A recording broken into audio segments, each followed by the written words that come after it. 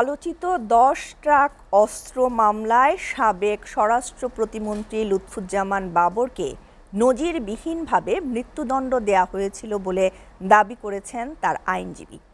হাইকোর্টে মামলার শুনানি শেষে আইনজীবী শিশির মনির আরও বলেন, এই মামলায় লুৎফুজ্জামান বাবর মূলত আসামি ছিলেন না এবং তার বিরুদ্ধে কোনো সাক্ষ্য প্রমাণও নেই, তাই তিনি খালাস পাবেন বলে আশাবাদী তার আইনজীবী। সাদমান সাকিবের প্রতিবেদন। ২০০৪ সালে চট্টগ্রামের আনোয়ারায় কর্ণফুলী নদী তীরে মাছ ধরার ট্রলার থেকে বিপুল পরিমাণ অস্ত্র খালাস করে ট্রাকে তোলার সময় আইনশৃঙ্খলা বাহিনীর হাতে ধরা পড়ে অস্ত্রের বিশাল চালান, যেটি ১০ ট্রাক অস্ত্র মামলা নামে বহুল পরিচিতি পায়। পরে আওয়ামী লীগ ক্ষমতায় এসে অন্য সাবেক কয়েকজন মন্ত্রী আমলার সাথে এই ঘটনায় জড়ানো হয় সাবেক স্বরাষ্ট্রমন্ত্রী লুৎফুজ্জামান বাবরকে।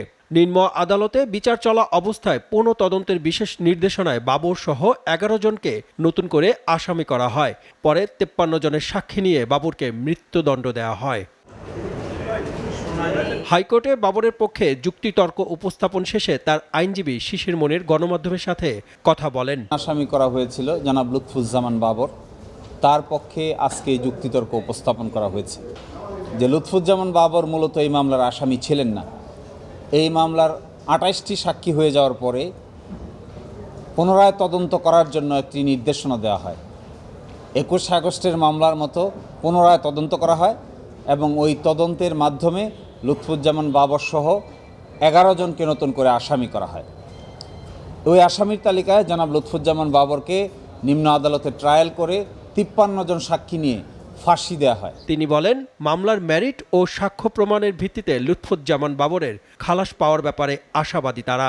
একজন কয়েকটি কনফেশন করেছিলেন আব্দুর রহিম, তিনিও জনাব লুৎফুজ্জামান বাবরকে জড়িয়ে কোনো অভিযোগ উপস্থাপন করেননি। ফলশ্রুতিতে আমরা এই মামলায় আজকে যে যুক্তিতর্ক করেছি তার মূল বিষয় ছিল তার বিরুদ্ধে সরাসরি কোনো এভিডেন্স নাই এবং তাকে রাজনৈতিক উদ্দেশ্যে এই মামলার আসামি করা হয়েছে। অতি দ্রুত তাকে যেন এই মামলা থেকে বেকসুর খালাস দেওয়া হয়।